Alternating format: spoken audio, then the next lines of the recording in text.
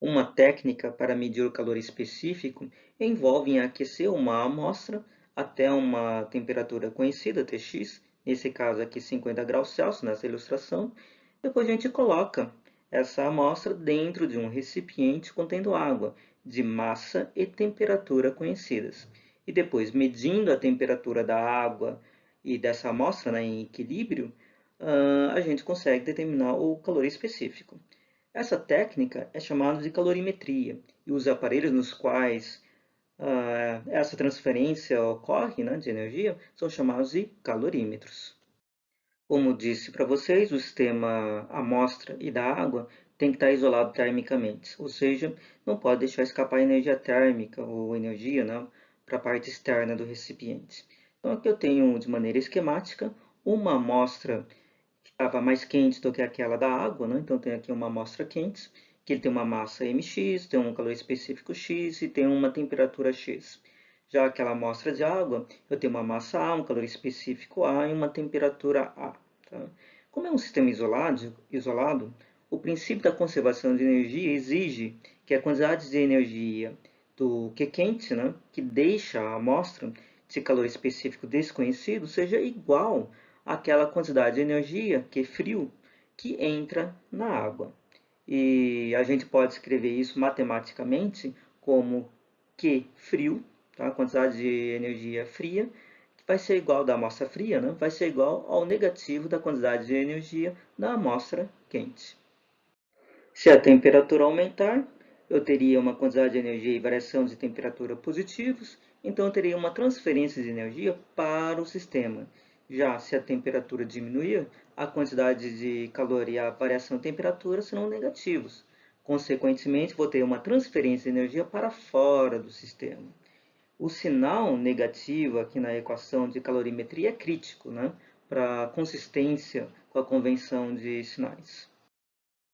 Depois que o sistema entra em equilíbrio, eu posso chamar TF como a temperatura final, tá? Que seria aquela que o sistema atinge o equilíbrio. Novamente, esse subscrito A representa os valores da água, esse subscrito X representa os valores para a amostra cujo calor específico deve ser determinado. Uma vez que Q é igual a mc ΔT, a gente pode escrever aquela equação de calorimetria dessa maneira, tá?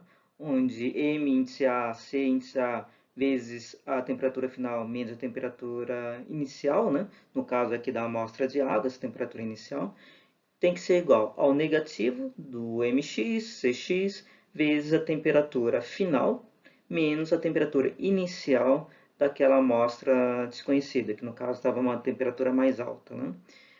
Essa equação ela pode ser resolvida para se determinar o calor específico que a gente quer determinar. Tecnicamente, a massa do recipiente deveria ser incluída, tá, nos nossos cálculos. Mas se a massa da água for muito maior do que a massa do recipiente, isso poderia ser negligenciado. Esse é um simulador de calorímetro que a gente pode analisar um pouco, né, o funcionamento do calorímetro e determinar, inclusive, o calor específico de uma amostra desconhecida. Então, nesse simulador eu vou aqui em experimento. Em experimento, eu vou rodar aqui em experimento. Aqui tem a demonstração, mas vou aqui direto no experimento. Então aqui eu tenho uma chapa, né, de aquecimento, onde eu vou aquecer o material e depois colocar aqui no calorímetro. Então dentro desse becker, né, eu posso colocar líquidos ou sólidos. Vou colocar aqui, por exemplo, um sólido, tá? Um sólido que eu posso escolher aqui sua constituição, por exemplo, prata, cobre, ferro ou um composto, né? Mas vou escolher aqui, por exemplo, metal, um metal desconhecido. Vou colocar aqui alguma massa desse metal desconhecido. Vamos colocar aqui, por exemplo, uma massa de 39 gramas. E vou supor que essa temperatura inicial estivesse, por exemplo, a 180 graus Celsius. Agora eu vou aqui com a próxima etapa. Então aqui já está configurado. Agora eu vou configurar aqui onde eu vou colocar uma amostra de água conhecida numa temperatura conhecida. Poderia ser com outro material, mas vou colocar aqui a água, né? Então aqui na água eu vou colocar, sei lá, 170 gramas de água. Vou colocar aqui numa temperatura inicial de 20 graus Celsius, que ele já deixou aqui como padrão. Agora eu vou pegar essa amostra, né, e jogar aqui dentro do calorímetro. Agora é só colocar o Start, tá? O iniciar. Aqui eu vou mostrar o gráfico, só para ver que... Pronto, iniciei. Aqui eu coloquei o gráfico para mostrar que enquanto que a temperatura da amostra desconhecida está caindo, né, já aquela amostra de água ele vai subir a temperatura e até chegar num ponto em equilíbrio. Lembre-se que ele começou com 20 graus Celsius e já no sistema em equilíbrio, vamos ver em quanto que vai chegar. Então aqui estão se aproximando. Então, no sistema em equilíbrio, a temperatura final foi de 23,33 graus Celsius. Com base nas informações, uma vez que eu tenho aqui a massa da amostra desconhecida, mais a temperatura inicial que ela tinha. E aqui eu também tenho a massa de água, que era conhecida. Eu também tenho o calor específico da água, né, que é conhecido, a variação de a temperatura inicial que ela tem, e eu também tenho a informação da temperatura final do sistema, eu consigo determinar o calor específico dessa amostra desconhecida. Então eu vou propor para vocês, como atividade avaliativa, para encontrar o calor específico de uma determinada amostra. Mas isso depois eu coloco nas instruções do exercício.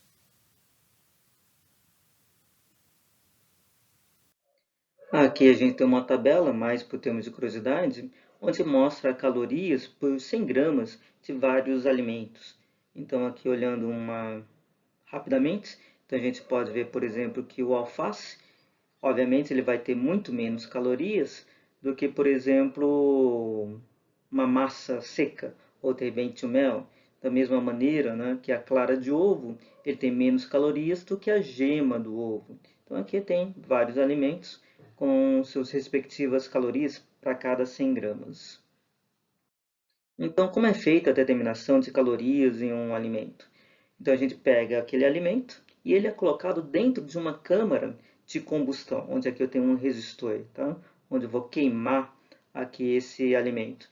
E dentro desse local, eu também tenho um suprimento de oxigênio para fazer uma combustão completa desse alimento. Ao redor desse vaso, né, do calorímetro, né, fica uma determinada massa de água e então esse alimento é então queimado, né, dentro dessa câmara, liberando calor para o meio, tá? No caso aqui, para esses recipientes de água, elevando a sua temperatura. E eu consigo verificar o aumento dessa temperatura através de um termômetro, né, que é colocado aqui na água. Então, o termômetro nos mostra qual é a temperatura da água antes e depois da combustão do alimento. Com o valor dessa variação de temperatura, é possível determinar a energia ou quantas calorias possui o alimento. Nesse exercício, é dito que um lingote de metal de 0,05 kg é aquecido a 200 graus Celsius e depois colocado em um calorímetro contendo 0,400 kg de água, inicialmente a 20 graus Celsius. A temperatura final de equilíbrio do sistema misturado vai ser de 22,4 graus Celsius e é para se determinar o calor específico do metal. Aqui está a resolução do exercício, onde aqui temos a equação do calorímetro, né? Onde teria o Q frio igual a menos o Q quente. Então, no caso do sistema frio, então teria, no caso, a água. Então, aqui é a massa da água, o calor específico da água e a variação da temperatura que a água sofreria, que vai ser igual menos a massa do metal vezes o calor específico do metal que a gente quer determinar, vezes a variação da temperatura que esse metal sofreu.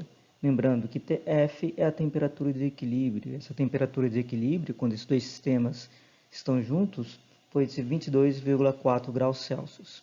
Muito bem, então aqui eu isolei o calor específico do metal que eu quero determinar. Então o calor específico do metal vai ser menos a massa da água, o calor específico da água, vezes a variação da temperatura da água, dividido pela massa do metal, vezes a variação de temperatura, no caso do que o metal sofreu. Muito bem. E aí agora fazer a substituição. a massa da água foi de 400 gramas, ou seja, 0,400 quilogramas. Esse aqui é o calor específico da água no sistema internacional e a variação da temperatura da água. Então, no equilíbrio era de 22,4 e no início era de 20 graus Celsius. Então, estou dividindo isso pela massa do metal, que é de 0,05 kg, vezes a variação de temperatura desse metal. A temperatura final é aquela temperatura de equilíbrio, 22,4 graus Celsius, e ela estava inicialmente a 200 graus Celsius. Ao fazer a substituição e a fazer a operação, a gente vai encontrar que o calor específico desse metal é igual a 453 joules por quilogramas graus Celsius. A mudança de fase de uma substância ocorre quando ela muda de uma forma para outra. Aqui tem uma figura ilustrativa de um sólido passando por um estado líquido, do líquido num processo de fusão, do líquido para o gás no processo de vaporização, do gás para o líquido no processo de liquefação, do líquido para o sólido para um processo de solidificação e de um sólido para o gás no processo de sublimação. As duas fases, duas mudanças de fase talvez mais comum seja aquela de sólido para líquido e de líquido para gás. Tá? Então, também no caso de líquido para gás, na água, geralmente a gente chama isso de ebulição, né? Mas vaporização não teria problema nenhum. E também de sólido para líquido seria de liquefação, mas também é muito conhecido como fusão. Durante a mudança de fase, uma coisa importante ser ressaltada é que não há mudança na temperatura da substância. Então, por exemplo, no processo de ebulição, vaporização, tá? O aumento da energia interna é representado pelo rompimento de ligações entre as moléculas do estado líquido. Esse rompimento, né, de ligações permite que essas moléculas se movam mais para longe no estado gasoso, com aumento correspondente de energia potencial intermolecular.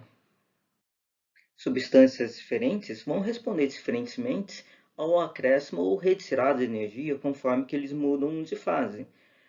Obviamente, porque substâncias diferentes vão ter arranjos moleculares internos também diferentes. Tá? Então, vai depender da substância que está se trabalhando. Da mesma forma que a quantidade de energia transferida durante a mudança de fase vai depender da quantidade da substância envolvida. Então, é muito mais fácil descongelar um cubo de gelo do que uma lagoa toda congelada. E uma coisa também que é importante a gente estabelecer, né, é que sempre quando estiver me referindo ao material de fase mais alta, é o material existente na temperatura mais elevada. Então, por exemplo, num sistema que tem uma mistura de gelo e água. Tá? Então, o material de fase mais alta será a água. Ok? E a quantidade inicial do material na fase mais alta em um sistema, eu sempre vou representar por MI, que seria a massa inicial.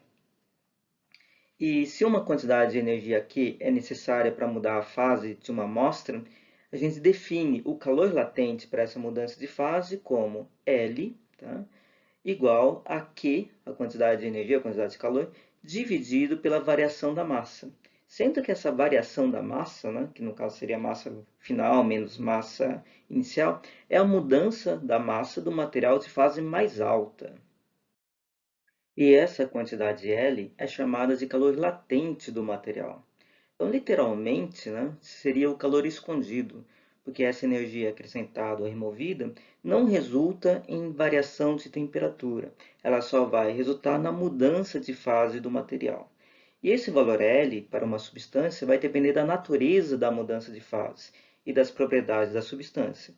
Então, por exemplo, no caso da água, eu vou ter um calor latente de fusão, mas eu também vou ter um outro valor latente, por exemplo, de ebulição, de vaporização. Então, tem que saber, por exemplo, qual que vai ser essa mudança de fase para usar o calor latente apropriado. E a energia necessária para mudar de fase vai ser igual a Q, quantidade de energia, enfim, que vai ser igual ao calor latente, vezes a variação de massa. Sendo que essa variação de massa, ele refere-se ao material de fase mais alta, como tinha falado para vocês no slide anterior. Então, por exemplo, se todo material de fase mais baixa ele sofre, né, uma mudança de fase, a variação ΔM do material de fase mais alta é igual à massa inicial da fase mais baixa. Como eu disse no slide anterior, o valor de L, né, ou seja, o calor latente para uma substância, vai depender da natureza da mudança de fase. Então, eu vou ter, por exemplo, um calor latente de fusão, que é usado quando a mudança de fase é de sólido para líquido, e também vou ter o calor latente de vaporização, que é usado quando a mudança de fase é de líquido para gasoso. Aqui, por exemplo, eu teria uma mudança de fase de sólido para líquido, e aqui uma mudança de fase do líquido para o caso de vapor. E se a energia entrar no sistema, então eu tenho, por exemplo, o gelo. Tá? Então a energia vai entrar no sistema e isso vai causar o seu derretimento. E no caso aqui, por exemplo, nessa panela, né, de vidro, a energia está entrando, né, nessa panela de vidro, então está aquecendo a água e a água vai vaporizar. Então, isso, quando tem uma entrada no sistema, isso resultará no derretimento ou vaporização. E a quantidade do material da fase superior vai aumentar.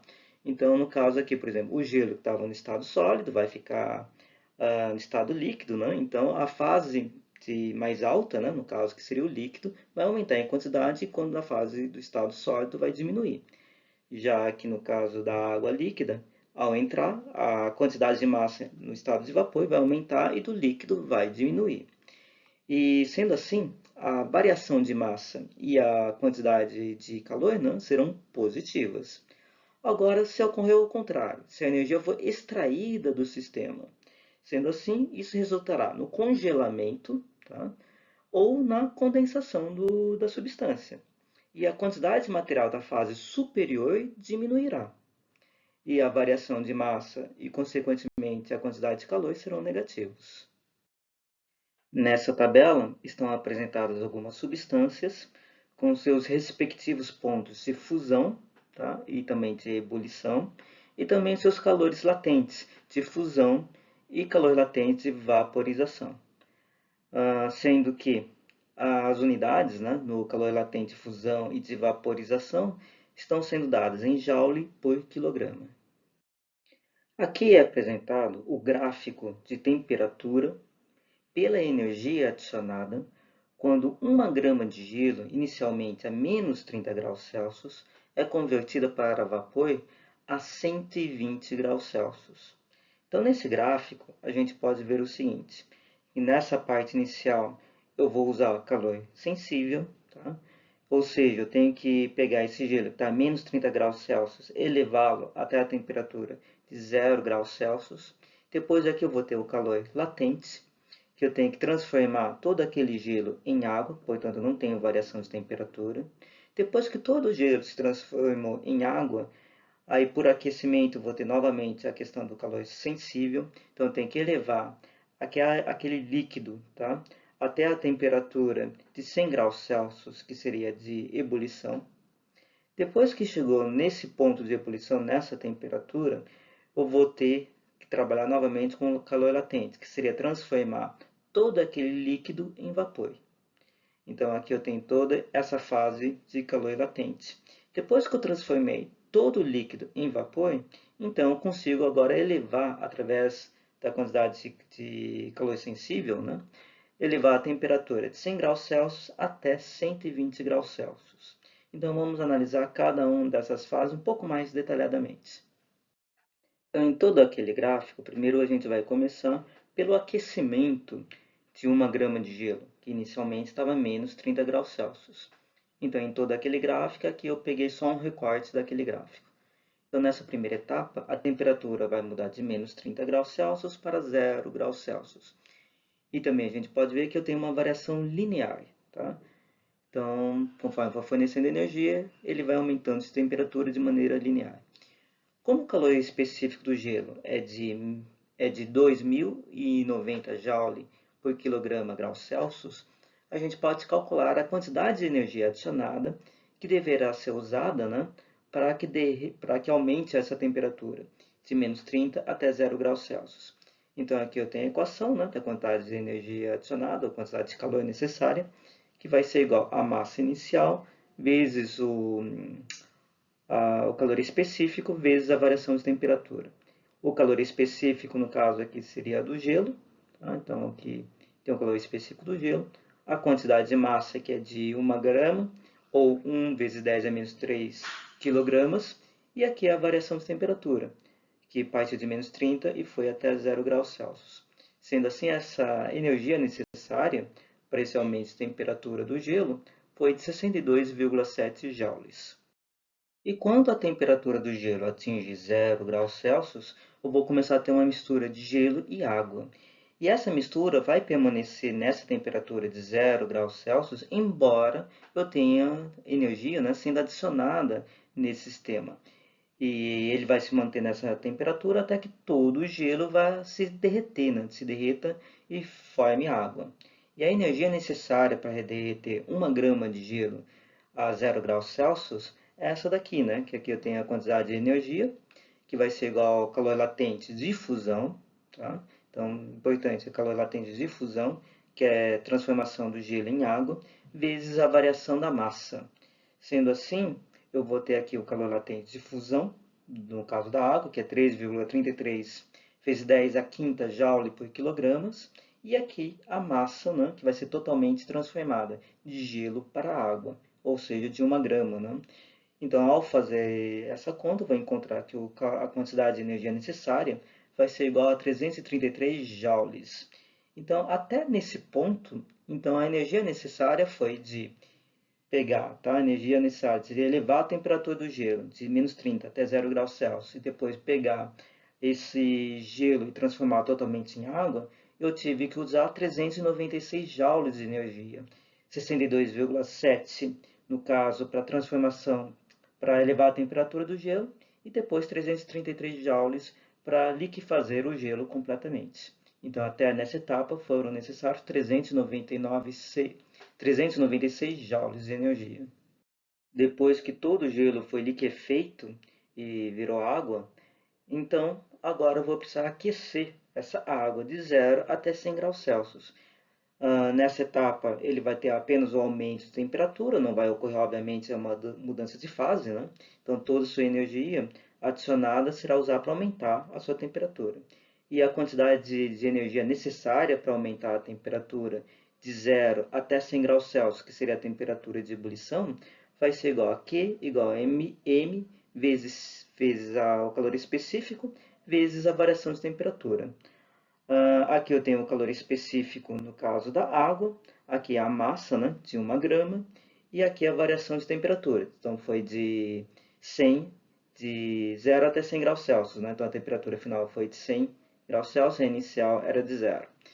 E sendo assim, eu vou ter uma quantidade de energia de 419 joules nessa etapa aqui, tá? Entre 396 e 815. Então eu tenho aqui 419 joules. A energia total até essa etapa foi de 815 joules. A 100 graus Celsius ocorre uma outra mudança de fase, quando a água muda de água a 100 graus Celsius para vapor a 100 graus Celsius. Então, eu vou ter aqui uma mistura de vapor e água, ele vai permanecer a 100 graus Celsius, embora eu tenha energia sendo adicionada, né, até que todo o líquido ele tenha sido convertido para vapor. E a energia necessária para converter 1 grama de água para vapor a 100 graus Celsius é dado por Q igual ao calor latente de fusão vezes a variação de massa. Tá? Sendo então que o calor latente de fusão da água é de 200, de fusão não, perdão, de vaporização, né? Então o calor latente de vaporização é igual a 2,26 vezes 10 elevado à sexta joules por quilogramas, vezes a massa que foi transformada totalmente de água para vapor, né? Então 1 grama, e isso vai ser igual, então, a 2,26 vezes 10 a terceira joules, sendo que até essa etapa de transformação do gelo de menos 30 graus Celsius até convertê-lo totalmente na forma de vapor, né, a 100 graus Celsius, então foi usado até esse momento 3.070 joules.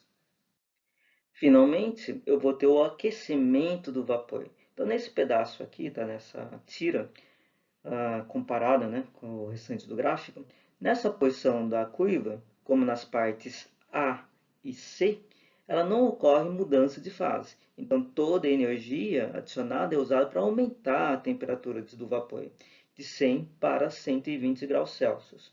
Então, a energia que deve ser acrescentada para levar o vapor de 100 para 120 graus Celsius vai ser igual a Q, igual a essa massa do vapor, vezes o calor específico do vapor, vezes a variação de temperatura. Sendo que esse calor específico do vapor é igual a 2,1 vezes 10 a terceira joule por quilograma. Essa variação de temperatura foi de 20 graus Celsius, então a temperatura final foi de 120, a inicial é de 100, então vai dar 20 graus Celsius, e a massa, né, seria de 1 grama. Sendo assim, essa quantidade de energia foi igual a 40,2 joules. E a quantidade total de energia que deve ser acrescentada para mudar 1 grama de gelo de menos 30 graus Celsius para vapor de água, né, a 120 graus Celsius, vai ser a soma de todas as energias nesse processo. Tá? Então, dessas 5 partes desse gráfico. Sendo que a soma total foi de 3.110 joules. E agora, contrariamente, né, se fosse o caso pegar 1 grama de vapor a 120 graus Celsius e transformá-lo para gelo a menos 30 graus Celsius, aí a gente teria que simplesmente retirar, né, 3.110 joules de energia. Um fenômeno que eventualmente a gente observa é o fenômeno chamado de superresfriamento.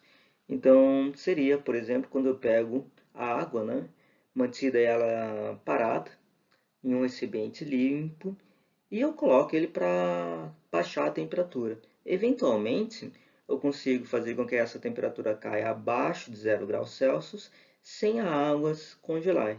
Tá? E por que isso acontece? Porque a água precisa ter algum tipo de perturbação para que as moléculas se separem e comecem a formar estruturas abertas, esse cristais de gelo, e aí sim se congelar. Então aqui seria um exemplo, de uma garrafinha de água que é retirado do congelador, então estava abaixo de 0 graus Celsius e ele estava no estado líquido, e aí ao bater na mesa ele começa a se congelar. Algo semelhante é observado, por exemplo, quando a gente retira uma cerveja, né, do freezer, ainda no seu estado líquido, e aí a gente, ao tocar, a gente vê que a cerveja empedra, né, que ela começa a congelar. Um outro fenômeno que eventualmente se observa é o chamado superaquecimento, que seria no caso, por exemplo, quando a água ele sobe uma temperatura superior a 100 graus Celsius sem entrar em ebulição, sem ferver. Tá? E por que isso acontece? Porque para que haja a formação de bolhas de vapor na água, ele requer um local de nucleação, que pode ser um arranhão no recipiente ou impurezas na água. E para evitar o superaquecimento, por isso que é colocado aquelas plaquinhas, tá? Umas pedrinhas de porcelana em um copo de Becker, no Becker, né? Ao aquecer um líquido, para que evite esse superaquecimento. Porque que esse superaquecimento é inclusive perigoso, tá? Por causa que aí as bolhas irão se formar de maneira imediata e a água quente, por exemplo, é forçada para cima para o recipiente. Então aqui, por exemplo, uma animaçãozinha onde foi colocado um recipiente de vidro com água dentro do micro-ondas. Tá? Então ele conseguiu chegar a uma temperatura de 100 graus Celsius sem ferver. E aí foi colocado um garfo só para que o sistema fosse perturbado e você vê uma pequena explosão, né, digamos assim, de água quente, que eventualmente pode causar queimaduras. Por isso que uma das instruções ao usar o micro-ondas é evitar, né, que você coloque a água para ferver. Nesse exercício é solicitado qual massa de vapor inicialmente a 130 graus Celsius é necessária para aquecer 200 gramas de água em um recipiente de vidro de 100 gramas de 20 graus Celsius para 50 graus Celsius. Aqui temos a resolução do exercício, onde no enunciado perguntava, né, que massa de vapor inicialmente a 130 graus Celsius é necessária para aquecer 200 gramas de água em um recipiente de vidro de 100 gramas de 20 graus Celsius para 50 graus Celsius. Aqui eu tenho a equação do calorímetro. Nessa equação do calorímetro, então, o Q frio tem que ser igual a menos o Q quente. O que estava frio no início seria a massa de água mais o vidro. Tá? E quem que estava quente? Era o vapor de água. Né? Só que esse vapor de água, para ele chegar no equilíbrio a 50 graus Celsius, primeiro, eu vou ter que baixar a temperatura de 130 graus Celsius para 100 graus Celsius. Então, vou ter que usar um calor sensível. Depois, vou ter que usar um calor latente, né, que é pegar aquele vapor e transformar todo ele em líquido. E aí, depois, pegar esse líquido e baixar, tá, de 100 graus Celsius para 50 graus Celsius. Então, outro calor sensível. Então, seria calor sensível, calor latente e calor sensível. Muito bem. E sendo que, tá, o Q1 seria M, massa do vapor vezes o calor específico do vapor vezes a variação de temperatura desse vapor. Depois, o calor latente, né? Então, o coeficiente do calor latente vezes a variação da massa. E, finalmente, depois a massa, no caso do líquido, mas que vai ser igual à massa do vapor, né? Vezes o calor específico da água, vezes a variação de temperatura dessa água. Muito bem. Então, o que a gente pode fazer aqui, tá? Então, ao fazer aqui a soma, tá? Desse valor mais Q2 mais Q3, eu percebo, por exemplo, que a massa, no caso, vai ser a mesma, né? Para Q1, para Q2 e para Q3. Então, vou colocar essa massa em evidência. Então, esse calor, tá, quente vai ser igual a isso daqui que eu deixei escrito. Muito bem. Então, eu sei que esse Q frio tem que ser igual a menos o Q quente. Sendo que o Q frio, então, aqui seria a características da água e aqui é a características do vidro. E isso tem que ser igual a essa expressão.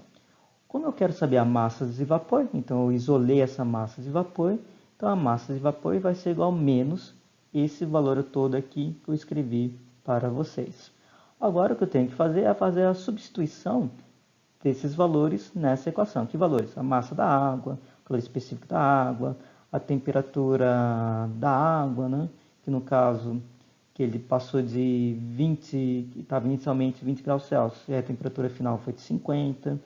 Aqui é a questão do vidro, né? A massa do vidro, o calor específico do vidro, e a temperatura do vidro final que foi de 50 e a inicial era 20. E aqui as características do vapor de água, né?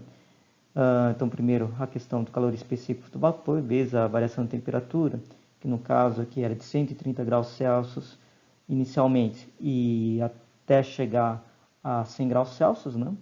Aí depois aqui a questão do calor latente, e finalmente a questão uma vez que ele tinha virado água, né? O vapor de água virado água completamente, e aqui eu coloco da temperatura de 100 graus Celsius até 50 graus Celsius, que seria o valor de equilíbrio. E aqui o calor específico, né, da água. E ao fazer a substituição desses valores, o que eu vou encontrar é que a massa de vapor necessária seria de 1,09 vezes 10 a menos 2 kg.